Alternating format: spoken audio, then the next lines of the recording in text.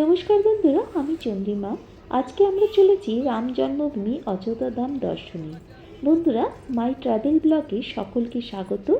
ভিডিওটি ভালো লাগলে লাইক, কমেন্ট, শেয়ার করো আর সাবস্ক্রাইব করে বেল আইকন প্রেস করে পাশে আমার বন্ধু হয়ে থেকো। কলকাতা থেকে অযোধ্যা ধাম যাওয়ার সরাসরি দুটি ট্রেন আছে। একটা হলো জম্মু তাওয়াই, আরেকটা হচ্ছে দুন এক্সপ্রেস। তো আমরা জম্মু তাওয়া এক্সপ্রেসে অযোধ্যা ধামের উদ্দেশ্যে রওনা হব। জম্মু তাওয়া এক্সপ্রেসটি কলকাতা স্টেশন থেকে ছাড়ে এবং এটি অযোধ্যা ধামে পৌঁছয় পরের দিন সকাল 6:30 নাগাদ। কলকাতা স্টেশন থেকে অযোধ্যা পৌঁছতে মোটামুটি 18 ঘন্টা 36 মিনিট সময় লাগে। আমরা স্লিপার ক্লাসে গিয়েছিলাম আর স্লিপার ক্লাসের ভাড়া হচ্ছে 472 টাকা। আর চা খেতে খেতে ট্রেন জার্নি সবাই আমরা উপভোগ করছিলাম। দক্ষিণেশ্বর দিয়ে ট্রেনটি আস্তে আস্তে এগিয়ে যাচ্ছে। লাঞ্চ সেরে নিলাম ফ্রাইড রাইস ও চিলি চিকেন দিয়ে, আর ঠিক সকাল 7টায় অযোধ্যা স্টেশনে পৌঁছে গেলাম। আমরা 22শে ডিসেম্বর যাত্রা শুরু করেছিলাম আর পৌঁছেছিলাম 23শে ডিসেম্বর। সকালে চারিদিকে কুয়াশায় পুরো চারিদিকে ঢেকে গেছে, কিন্তু স্টেশনটা ভীষণই সুন্দর। আমরা এক্সেলেটর করে ওপরে চলে গেলাম। গিয়ে এখানে ওভারব্রিজের ওপর এত সুন্দর ব্যবস্থাপনা দেখে মুগ্ধ হয়ে গেলাম। সত্যি খুব ভালো লাগলো। আমরা 1 নম্বর প্ল্যাটফর্ম থেকে উঠেছিলাম আর 3 নম্বর প্ল্যাটফর্মে লিফট দিয়ে নেমে গেলাম। নেমে যাওয়ার পর ঠিক এই জায়গাটাতে আমরা এলাম। এখানে নেমে খুব সুন্দর একটা জায়গায় এলাম। আর এখানে কাঠবিড়ালির প্রতিকৃতিটা ভীষণ ভালো লাগলো। তোমরা সবাই জানো, রামায়ণে কাঠবিড়ালির একটি বিশেষ ভূমিকা আছে। তো সেই কথাকে স্মরণ করে এখানে কাঠবিড়ালির প্রতিকৃতিটা রাখা হয়েছে। আর বিভিন্ন আঙ্গিকের দিক থেকে আমি এটা তোমাদের কাছে সুন্দর করে তুলে ধরার চেষ্টা করলাম। 1 নম্বর গেটটা বন্ধ ছিল, তাই আমরা 2 নম্বর গেট দিয়ে বাইরে আসলাম। তো বাইরে আসার সময় সুন্দর দৃশ্য চোখে পড়ল অযোধ্যা ধামে। তারপর বাইরে আসার পরও দেখছো একই রকম কুয়াশায় আচ্ছন্ন চারিদিক। আমাদের হোটেলটা ভীষণই কাছে ছিল স্টেশন থেকে, প্রায় ওয়াকিং ডিস্টেন্স। তো এখানে আসার পর আমরা একবারে রুমে চলে গেলাম। আমাদের রুম নাম্বার ছিল 106। শ্রীরাম জানকী হোমস্টেতে আমরা ডবল বেডরুম যেটা পেয়েছিলাম সেটা বেশ ভালো লাগলো। আর এখানে থাকার জন্য 1000 টাকা লাগছে প্রতি রুম প্রতি। আর যেটা আমার সবচেয়ে ভালো লেগেছে, রুমটা তো ভালো ছিলই, আর তাছাড়া এখানে 4টি চার্জার পয়েন্ট ছিল, যেটা আমাদের কাছে ভীষণই প্রয়োজনীয়। একটা চার্জারে দেওয়ার পরও আরও 2টো ছিল। আর এখানে বাথরুমটাও বেশ সুন্দর ছিল। তো সব কিছু মিলিয়ে রুমটা আমাদের বেশ পছন্দ হয়েছে। 1000 টাকায় একবারে স্টেশনের কাছে। আর এর ফোন নাম্বার সব কিছু আমি ডেসক্রিপশন বক্সে দিয়ে দেব। তো দেখো, এখানে একটা বাইরেও আয়না রয়েছে, ভেতরেও আয়না রয়েছে।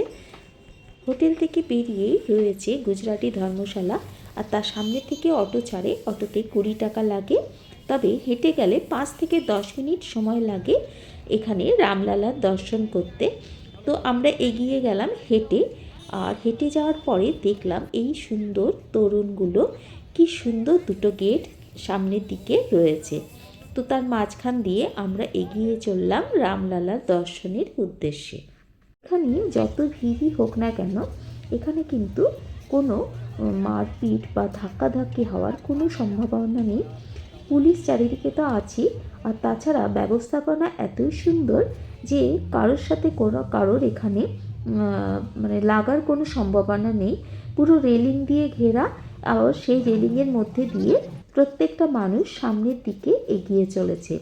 তো তারপরে আস্তে আস্তে রেলিং দিয়ে আমরা যেতে যেতে মাঝখানে কিছুটা জায়গা পড়েছে, সেখানে চেকিং হচ্ছে। আবার এগিয়ে যাওয়ার পরে এই পুরো ফাঁকা জায়গাটা আছে, এখানে কোনো চেকিং হচ্ছে না, কিন্তু আবার যে রেলিংয়ের মধ্যে দিয়ে আমরা যাব সেখানে কিছুটা চেকিং হচ্ছে। তো এইভাবে চেকিং করতে করতে আমরা সামনের দিকে এগিয়ে গেলাম। চেকিংয়ের পর আমরা এগিয়ে গেলাম এবং গেলাম যেখানে, সেখানটা হলো হুইল চেয়ার যেখানে আছে। আমাদের সাথে বেশ কয়েকজন বয়স্ক মানুষ ছিলেন, তাদের হুইল চেয়ারের ব্যবস্থা করতে হবে, তাই এখানে গেলাম। আর এখানে পার হেড 100 টাকা করে হুইল চেয়ারে করে বয়স্কদের ভেতরে নিয়ে যাওয়া হচ্ছে। তারপরে যেখানে জুতো রাখার ব্যবস্থা সেখানে গেলাম এবং তার পাশে এই বসার জায়গাগুলো আছে এখানে বসে মানুষ একটু বিশ্রাম নিতে পারে। আর তারপরে এইভাবে আস্তে আস্তে আমরা এগিয়ে গেলাম। আর যদি কেউ লাগেজ নিয়ে যায় সেখানেও কিন্তু লকার রুমে লাগেজ রাখার ব্যবস্থা আছে, মানে সমস্ত ব্যবস্থাই আমরা এখানে দেখতে পাচ্ছি। তো কিন্তু একটাই অসুবিধে, সেটা হচ্ছে ভেতরে মানে মন্দিরের ভেতরে কিন্তু ক্যামেরা নিয়ে যাওয়া যাবে না, তাই তোমাদের ভেতরের জায়গাটা আমি দেখাতে পারলাম না, কিন্তু বাইরে যা কিছু আছে সবটাই তোমাদের দেখিয়ে দিলাম। আর আমরা যখন গিয়েছিলাম না তখন সন্ধেবেলা, তাই চারিদিকে আস্তে আস্তে করে লাইট জ্বলে উঠছে, আর ততই যেন সুন্দর লাগছে রাম মন্দিরকে। তো আমরা সব কিছু দেখে আমরা বাইরে বেরিয়ে এলাম। আসার পর দেখলাম এখানে ভান্ডারা দেওয়া হচ্ছে, আর ভান্ডারা খিচুড়ি সবাই খুব কি বলবো উৎসাহ করে এবং তৃপ্তি সহকারে খাচ্ছে, বিশেষ করে ঠান্ডার মধ্যে গরম গরম খিচুড়ি। তারপরে আমরা বাইরে বেরিয়ে এলাম। তারপর 20 টাকা পার হেড অটো ভাড়া দিয়ে আমরা চলে গেলাম লতা মঙ্গেশকর চকে। এখানে লতা মঙ্গেশকরের গান বাজছিল, আর তার সঙ্গে এই দৃশ্য অনুভব করলাম। তারপর এখান থেকে আবার 30 টাকা অটো ভাড়া দিয়ে আমরা চলে গেলাম সরজু নদীর তীরে এই সরজু মাতাকে আরতি করার দৃশ্য অনুভব করার জন্য। আর এখানে খুব সুন্দর গান বাজছিল, আর তার সাথে আরতিও হচ্ছিল। আমরা প্রত্যেকে ভীষণ ভালোভাবে এই দৃশ্যটা উপভোগ করলাম, আর সরজু মাতাকে এখানে আমরা ভালোভাবে প্রণাম করলাম। পরের দিন ব্রেকফাস্ট করে আমরা চলে গেলাম সাইট সিনের উদ্দেশ্যে। সাইট সিনের জন্য আমাদের পার হেড এখানে 70 টাকা করে অটো নিল, আর সেই অটো আমাদের প্রথমে নিয়ে গেল শিলাগ্রামে। শিলাগ্রামে কোনো এন্ট্রি ফি নেই, তো এখানে আমরা সুন্দর করে দেখতে থাকলাম শিলাগ্রাম। শিলাগ্রামে অ্যাকচুয়ালি বড় বড় আকারের তীর ধনুক, তারপরে গদা, ত্রিশূল এগুলো রাখা আছে। আর রামকথা কুঞ্জতে রামের বিভিন্ন জীবনের ভূমিকা খুব সুন্দর করে পাথরে এবং সিমেন্টের মাধ্যমে ফুটিয়ে তোলা হয়েছে, এবং সেই শিল্পী হচ্ছে রঞ্জিত মণ্ডল, যে কিনা আসামের একজন মানুষ। তো আমাদের সাথে খুব বাংলায় ভালো করে কথা বললেন, খুব ভালো লাগলো। উনি তৈরি করছিলেন, আমরা দেখছিলাম, আর তার পাশেই ছিল এরকম একটা শিব মন্দির। খুব ভালো লাগলো, মানে পরিবেশটাই একটা অন্য রকম ভূমিকায় নিয়ে গেছে। এখানকার যে গানটা চলছিল আর এখানে যে দর্শন করলাম, সত্যি বলছি মনটা ভরে গেল। ভোলে বাবার দর্শন করার পর আমরা চলে এলাম আবার বিশাল বিশাল তীর ধনুক, গদা এবং ত্রিশূলের জায়গায়। খুব ভালো লাগলো জায়গাটা, বিশাল জায়গা এবং তার মধ্যে বিশাল বিশাল ভূমিকায় এগুলো রাখা আছে। আর যে শিলাগ্রাম, শিলাগুলো দেখো কোথায় কর্ণাটক থেকে এসছে, কোথায় রাজস্থান থেকে এসছে, কোথায় আবার নর্মদেশ্বর থেকে এসছে। তো সেই শিলাগুলো বিভিন্ন আঙ্গিকে পুজো করা হয়, এবং এখানে 108টা শিব মন্দিরের শিবলিঙ্গও আছে। তো সব দেখে এত ভালো লাগছিল, মানে শিলার সমস্ত কিছু এখানে আমরা দেখতে পাবো। আর তার পাশেই দেখো কি সুন্দর, এখানে প্রত্যেকটা শিলা, এটা রাজস্থান থেকে এসছে, তো প্রত্যেকটা শিলায় পুজো করা হয়। দেখতেই পাচ্ছ ফুল রাখা আছে, চন্দন সহযোগে পুষ্প নিবেদন করা হয় এখানে। তো খুব ভালো লাগলো, একটু অন্য ধরনের জিনিস এখানে দেখে। তারপরে আমরা এই দিকে দেখতে দেখতে চলে এলাম এখানেও দেখো নেপাল থেকে এই শিলাটা আনা হয়েছে। এটা কিন্তু আমি কোথাও দেখিনি জানো, আমার চোখে এটা একবারে নতুন, তাই তোমাদের সাথেও আমি এটা শেয়ার করে নিলাম। এখানে হয়তো বিখ্যাত কিছু নয়, কিন্তু এই সাধারণ জিনিসগুলো আমাদের কাছে অসাধারণ হয়ে দেখা দেয়। এরপরে আমরা চলে এলাম 4 ধাম মন্দিরে। ভারতের চারদিকে যে 4টে ধাম আছে, সেই 4 ধামের পুজো এখানে করা হয়।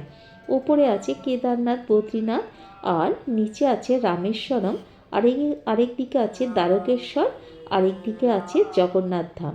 তো এই 4 ধামের পুজো এখানে খুবই ভক্তি সহকারে, শ্রদ্ধা সহকারে করা হয়। দেখতেই পাচ্ছ প্রত্যেকটা মানুষ এখানে পুজো দিচ্ছে, একটা অন্যরকম অনুভূতি এখানে কাজ করে। তো প্রত্যেক ভগবানকে আমরা এখানে, বদ্রীনাথজি ভগবান, জগন্নাথ দেব, সবাইকে আমরা প্রণাম করে তারপর আস্তে আস্তে বেরিয়ে এলাম। পরের মন্দিরের উদ্দেশ্যে রওনা দিলাম। তো পরের মন্দিরের কাছে এসে দেখছি কি সুন্দরভাবে রাম সীতার পুজো করা হচ্ছে।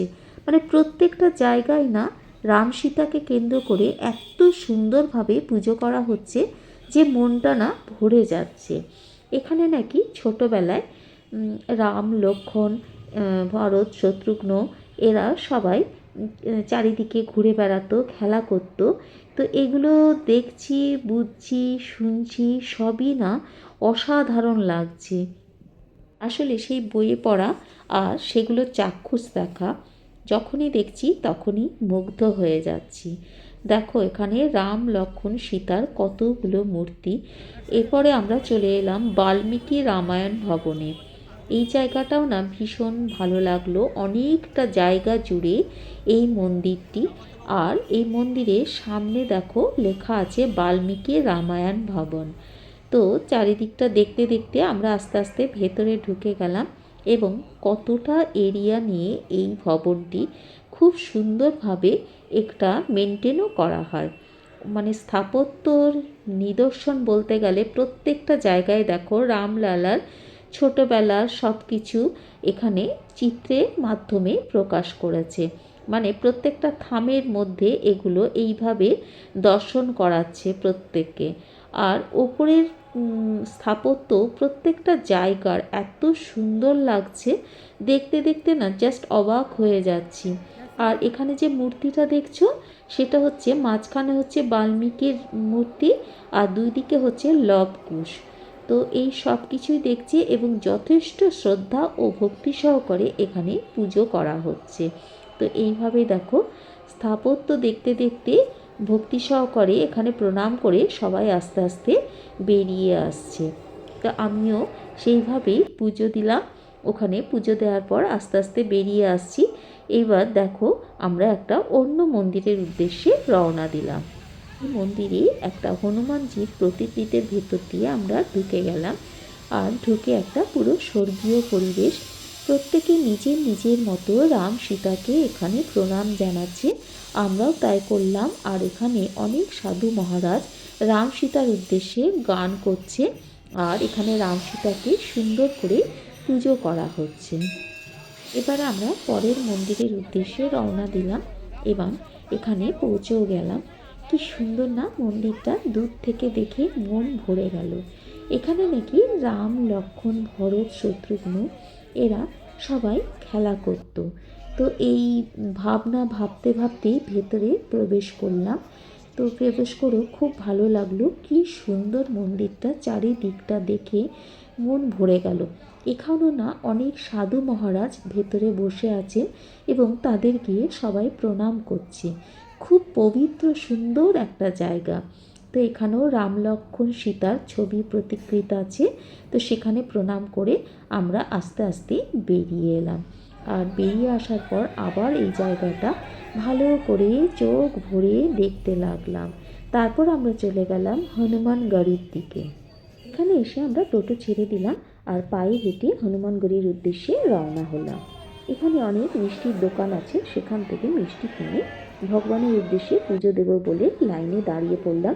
বিশাল লাইন, তোমরা দেখতেই পাচ্ছ সামনে পেছনে কতটা লাইন। তো সেই লাইনে আস্তে আস্তে আমরা দাঁড়িয়ে ধীরে ধীরে মন্দিরের ভেতরে প্রবেশ করব। আর সাইডে যে লাল মতো জায়গাটা দেখলে ওখানে এমার্জেন্সির সময় কাউকে এখান দিয়ে বার করে আনা যায়, কারণ এত ভিড়ের মধ্যে কেউ যদি অসুস্থ হয় তাকে বের করার একটা ব্যবস্থা রাখতেই হয়। এই কথা বলতে বলতেই দেখো আমরা একবার ভেতরে চলে এসেছি। আমার খুব সৌভাগ্য যেন হনুমানজির মন্দিরটা তোমাদের সাথে আমি শেয়ার করতে পারলাম, কারণ ওখানে ফোন খুব একটা অ্যালাউড নয়, কিন্তু ভেতরের জায়গাটা তোমাদের দেখাতে পারলাম। তারপর আমরা হোটেলে গিয়ে বিশ্রাম নেওয়ার পরে বিকেলবেলা চলে এলাম দশরথ মহলে। কারণ এখানে সমস্ত জায়গায় না সকালবেলা 7টার সময় মন্দির খোলে এবং 11টা সাড়ে 11টার মধ্যে বন্ধ হয়ে যায়। আর বিকেলবেলা 4টে থেকে 7টা পর্যন্ত খোলা থাকে। তাই দশরথ মহল এবং কনক ভবন আমরা বিকেলবেলায় দর্শন করলাম। তোমরা যদি চাও একদিনেও অযোধ্যা ভ্রমণ কমপ্লিট করতে পারো। সকালবেলা রামলালার দর্শন করে বিকেলে এই 3টি ভবন দর্শন করলে অযোধ্যা কমপ্লিট হয়ে যাবে। কিন্তু যদি একটু রিল্যাক্স করে চাও এবং সমস্ত অযোধ্যার জিনিসগুলো দেখতে চাও তাহলে কিন্তু 2 দিন সময় লাগবেই। আর যেহেতু বয়স্ক মানুষ আমাদের সাথে ছিল, তাই আমরা 2 দিন হাতে নিয়ে পুরো অযোধ্যা ভ্রমণ করেছি। অ্যারো চিহ্ন দেখে আমরা কনক ভবনের উদ্দেশ্যে রওনা হলাম। কনক ভবনটি রাম সীতার বিবাহের পরে মা কৌশল্যা এটি উৎসর্গ করেছিলেন। অসাধারণ এই কনক ভবনটি। আমরা বাইরের থেকে কনক ভবনের প্রতিকৃতিটা এখন দেখছি। তো বন্ধুরা, যদি তোমাদের হাতে সময় থাকে তবে অবশ্যই বিকেলের দিকে কনক ভবনটি দেখো, খুব ভালো লাগবে। আর চারিদিকে আস্তে আস্তে লাইট জ্বললে সেটার মাধুর্য আরও যেন বেড়ে যায়। এই অযোধ্যা ট্যুরটি একদিনেও করা যায়। সকালবেলা রামলালার দর্শন করার পর তারপরে আমরা যেগুলো সাইট সিন সেগুলো দেখে নিতে পারি। আর বিকেলের দিকে হনুমানগড়ি আর দশরথ মহল ও কনক ভবন দেখে আমরা হোটেলে ফিরে গিয়ে বিকেলের ট্রেনে ব্যাক করতে পারি। আমরা এই ট্যুরটা একদিনে করিনি, 2 দিনে করেছিলাম। প্রথমত আমাদের সাথে বয়স্করা ছিল, আর দ্বিতীয়ত আমরা একটু রিল্যাক্স করে ভালো করে এনজয় করে ট্যুরটা করতে চেয়েছিলাম। তাই আমরা 2 দিন হাতে নিয়ে অযোধ্যা ধাম ট্যুর কমপ্লিট করেছিলাম। কনক ভবন দেখার পর আমরা হোটেলে চলে এলাম। হোটেলে রাতের ডিনার কমপ্লিট করে আমরা স্টেশনের উদ্দেশ্যে রওনা দিলাম এবং মুরলীধর এক্সপ্রেসে আমরা আগ্রার উদ্দেশ্যে রওনা দিলাম। তো তোমরা যদি আবার কলকাতায় ফিরে আসতে চাও তাহলে জম্মু তাওয়া এক্সপ্রেসে আবার কলকাতায় ফিরে আসা যায়। আমরা আগ্রার উদ্দেশ্যে রওনা দিলাম। টাটা বন্ধুরা।